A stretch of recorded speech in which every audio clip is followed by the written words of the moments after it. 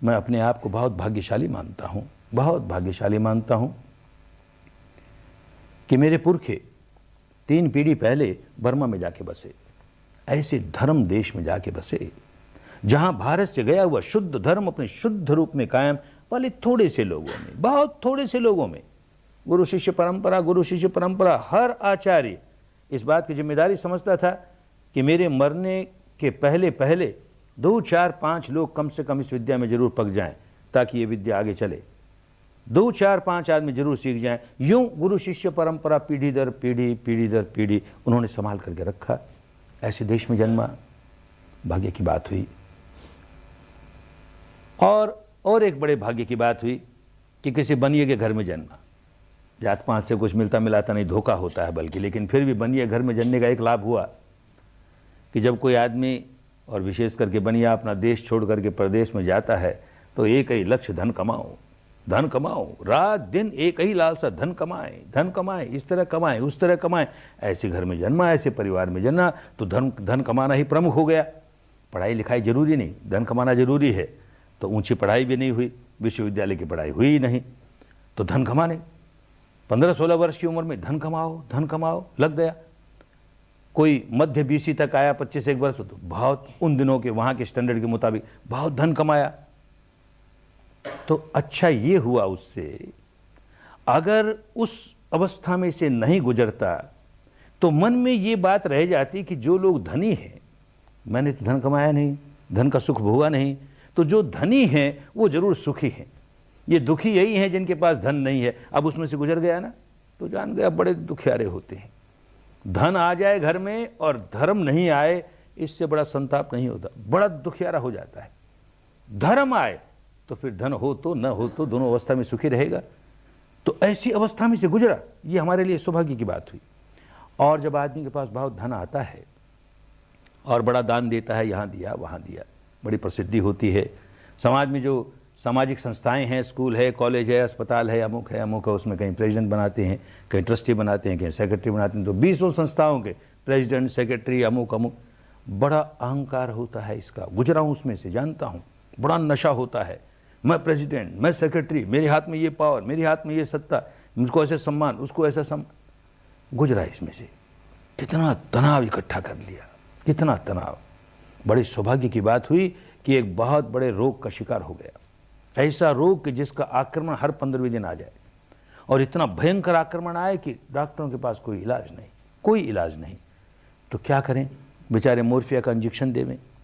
उस मोर्फिया की इंजेक्शन से नशे में पड़े रहो तो 24 घंटे तक उस मोर्फिया का फिर आफ्टर इफेक्ट्स, उल्टियाँ हो, बुरा हाल हो।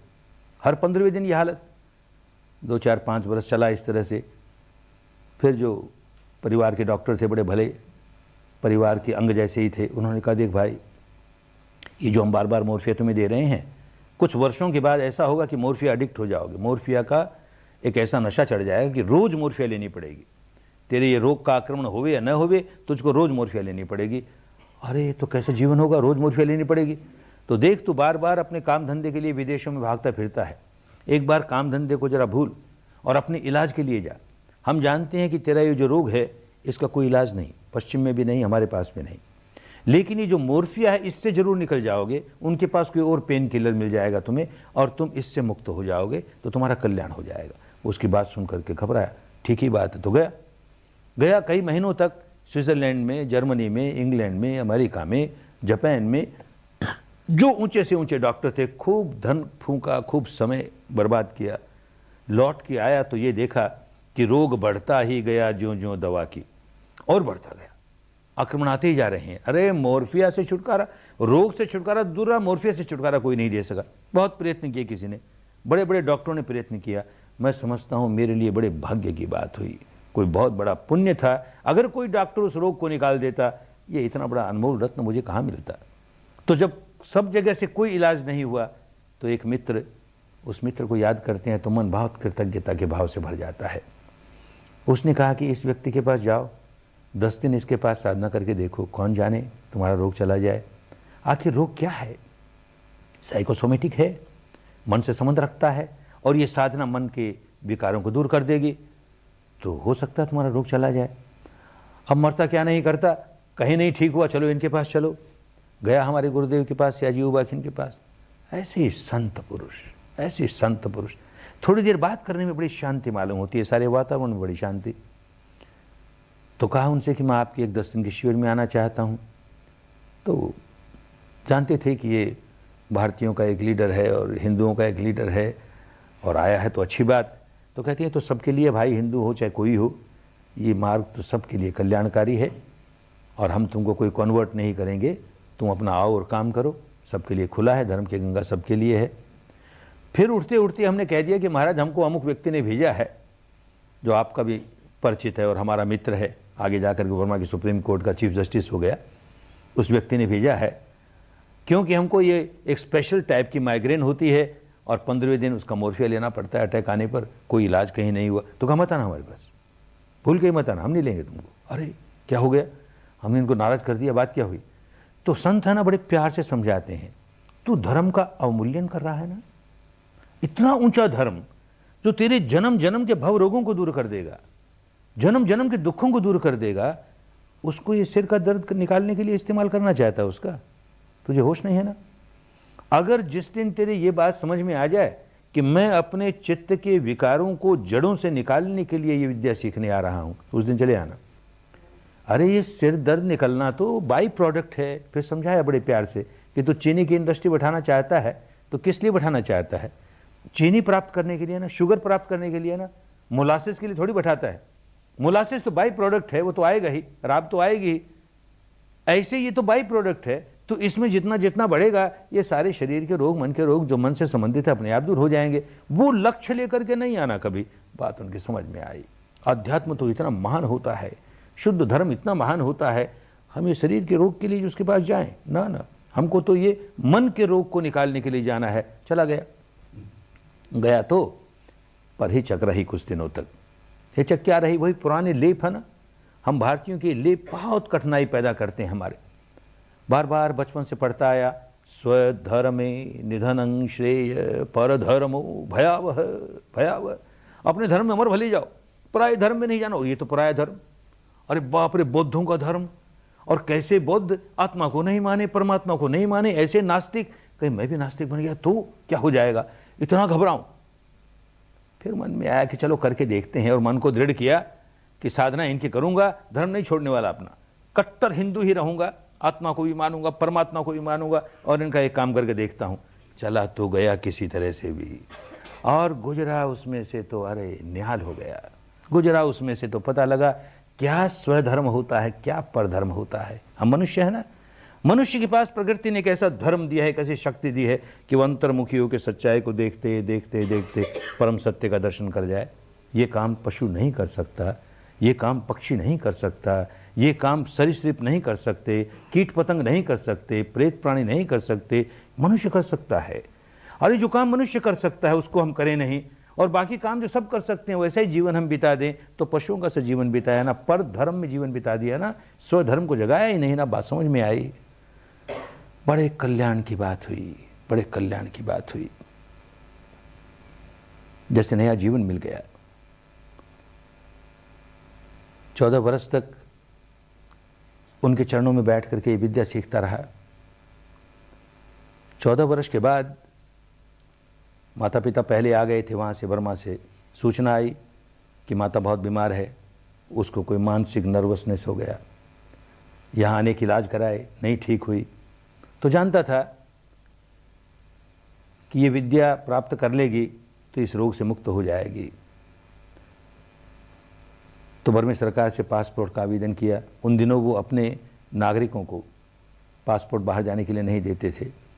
उनका बड़ा उपकार मानता हूँ कि उनके सारे नियमों को तोड़ करके उन्होंने मुझे पासपोर्ट दिया। भारत सरकार का उपकार मानता हूँ कि उन्होंने वीसा दिया इस देश में आने का, और चला आया। इसके पहले बार बार मन में एक भाव जागता था कि इस व्यक्ति से इतनी बड़ी विद्या भारत की मिली जो भारत से लुप्त हो गई, ये भारत के लोगों को मिलनी चाहिए। भारत के लोग, उनके मन में भी बार बार ये भाव था कि बर्मा पर भारत का बहुत बड़ा ऋण है, ये चुकना चाहिए। आज भारत कंगाल हो गया, विद्या नहीं है उसके पास, ये विद्या कैसे पहुंचे भारत। बार बार प्रयत्न किया उन्होंने, नहीं आ पाए। तो जब मैं आने लगा तो कहते हैं ये मत समझना तू जा रहा है, मैं जा रहा हूँ। धर्म जा रहा है, एक बहुत बड़ी जिम्मेदारी लेके जा रहे हो। उस देश में जाकर के बर्मा का ऋण चुकाना है और अब समय आ गया, अब विपश्यना का डंका बज गया। एक मान्यता उस देश में चली आ रही, अनेक सदियों से चली आ रही, कि भगवान बुद्ध के 2500 वर्ष के बाद ये विद्या फिर एक बार जागेगी, ब्रह्मदेश से भारत आएगी और भारत में प्रस्थापित हो करके फिर सारे विश्व में फैलेगी। ऐसी एक मान्यता चली आ रही। तो उन दिनों तो ये मान्यता बार बार सुनते थे तो लगता था कोई सांप्रदायिक मान्यता है। अरे बाबा, इतनी दिनों तक नहीं गई तो अब कैसे जाएगी, और जाएगी तो सारे भारत में फैलेगी और विश्व में फैलेगी। तो विश्वल थिंकिंग है, होगा, चलो ठीक है।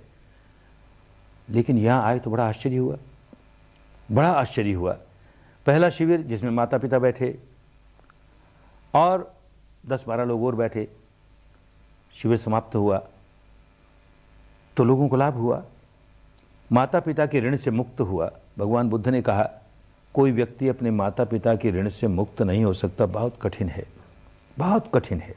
सारे जीवन और कुछ नहीं करे, केवल माता पिता की सेवा ही करता जाए तो भी ऋण से मुक्त नहीं होगा। तो कैसे ऋण से मुक्त होगा? माता पिता यदि शील में स्थापित नहीं है तो उनको शील में स्थापित करने में सहायक बन जाएगा। वो शील में स्थापित है लेकिन समाधि नहीं है उनके पास, समाधि पुष्ट करने में सहायक बन जाएगा। समाधि भी है पर प्रज्ञा नहीं जागती, प्रज्ञा जगाने में सहायक हो जाएगा। प्रज्ञा जागी पर निर्वाण का साक्षात्कार नहीं हुआ, सहायक हो जाएगा। ऋण से मुक्त हुआ। मैं भी अपने माता पिता के ऋण से मुक्त हुआ। और फिर जो बाकी लोग बैठे थे शिविर में, एक स्वभाव है धर्म का, यही पस्सिको, आओ देखो, आओ देखो। तो जो लोग और बैठे थे उन्होंने कहा कि हमारी माता बैठेगी, पिता बैठेगा, भाई बैठेगा, बहन बैठेगी, अमुक बैठेगा, अमुक बैठेगा, एक शिविर और लगाइए, एक शिविर और लगाइए। मैं बर्मी सरकार से छुट्टी लेकर आया केवल 3 महीने यहाँ रहने के लिए, लेकिन ये धर्म गंगा बहनी शुरू हुई, शिविर पर शिविर, शिविर पर शिविर, हजारों की संख्या में लोग आने लगे। बड़ा आश्चर्य हुआ। ये बात अब सही मालूम होने लगी। जिन लोगों को मैं जानता नहीं, कभी देखा नहीं, जो लोग मुझे नहीं जानते, ब्रह्मदेश से यहाँ आने पर एक लिस्ट बनाई कि भारत के कितने लोग मुझे जानते हैं। तो अपने परिवार के लोगों को छोड़ करके और लोगों की लिस्ट बनी तो संख्या 100 पर नहीं पहुंची। 100 से कम लोग मुझे जाने या मैं उनको जानूं। करोड़ों की आबादी वाला देश, और कैसे लोग खिंचे आ रहे हैं। हर संप्रदाय के लोग आ रहे हैं, हर मान्यता के लोग आ रहे हैं, उनके लीडर आ रहे हैं, और फिर यहीं के नहीं भिन्न भिन्न देशों से चले आ रहे हैं। तो भाई सचमुच विपश्यना का डंका बजा। अब समय आया है, खूब जोरों से धर्म जागने वाला है। भारत आने के कोई 1.5 बरस के बाद बोधगया में शिविर चल रहा था, और उस समय यकाएक एक सूचना आई कि गुरुदेव ने अपना शरीर त्याग दिया। जरा धक्का सा तो लगा, लेकिन फिर होश आया, धर्म सिखाया है ना उन्होंने। तो एक चिंतन चला मन में, माता पिता के ऋण से तो मुक्त हुआ, इस व्यक्ति के गुण ऋण से कैसे मुक्त हो? माता पिता ने जन्म दिया, वो तो सांसारिक जन्म दिया। इस व्यक्ति ने जन्म दिया, वो सही जन्म दिया। ये जो दूसरा जन्म मिलता है मनुष्य को, वो सही जन्म होता है। जैसे पक्षी के 2 जन्म होते हैं, एक बार अंडे के रूप में जन्मेगा और फिर उसके बाद अंडे की खोल तोड़ करके तब जन्मेगा, वो सही जन्म होगा। ऐसे ही दूसरा जन्म माता पिता जन्म देती हैं, अविद्या की खोल में जन्म देती हैं। अविद्या की खोल तोड़ करके नया जन्म जो होता है, भीतर की सच्चाई को दिखाने वाला, वो सही जन्म। इस व्यक्ति ने सही जन्म दिया, अविद्या की खोल तोड़ करके, और 14 वर्षों तक इतने प्यार से, इतने वात्सल्य से पकाया धर्म में। अरे इसके ऋण से कैसे मुक्त हो सकूं? तो एक संकल्प किया कि अपना शेष जीवन, उनकी बड़ी इच्छा थी कि विपश्यना संसार में फैले, लोक कल्याण हो, अपनी प्रसिद्धि के लिए नहीं, लोक कल्याण हो। तो उनकी ये मंशा पूर्ण हो तो अपना सारा जीवन इस काम में लगाऊं, अधिक से अधिक लोग इस रास्ते पढ़कर अपना कल्याण साध लें, अपना कल्याण साध लें। तो देखता हूं कि किस प्रकार लोग खिंचे हुए चले आ रहे हैं, क्योंकि उनका भी अपना पुण्य है जो उनको खींच के ला रहा है। अनेक लोग इस प्रकार के आ रहे हैं जिन्होंने किसी न किसी जीवन में कोई ऐसा सत्कर्म किया, उन्होंने विपश्यना नहीं की लेकिन कोई सत्कर्म किया, उस सत्कर्म से और लोगों को विपश्यना मिली। ऐसा बीज जो लेकर आए, उसका फल इस समय उनको खींच के ला रहा है धर्म की ओर, ताकि उनको धर्म का बीज मिल जाए, विपश्यना का बीज मिल जाए। लेकिन एक ऐसे व्यक्ति भी देखता हूँ, ऐसे वर्ग के भी, कि जिनको पहले धर्म का बीज मिला हुआ है और अब वो इसलिए आ रहे हैं कि इसमें खूब पकें और अपना भी कल्याण साध लें, अनेक लोगों के कल्याण के में सहायक हो जाएं।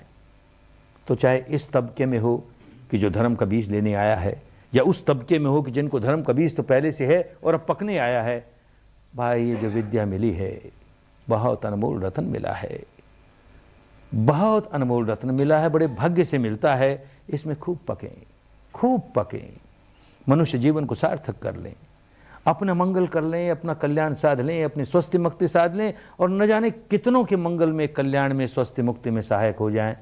धर्म बड़ा कल्याणकारी, बड़ा मंगलकारी, खूब जागे, खूब फैले, खूब मंगल हो, खूब कल्याण हो, सबका मंगल हो, सबका कल्याण हो। भवत सर्व मंगलं, भवत सर्व मंगलं, भवत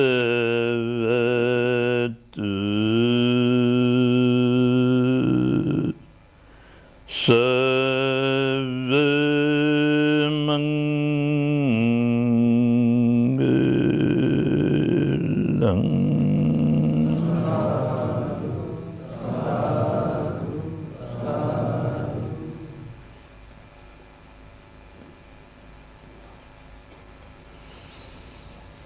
भला हो, भला हो, भला हो। विश्राम करें, विश्राम करें।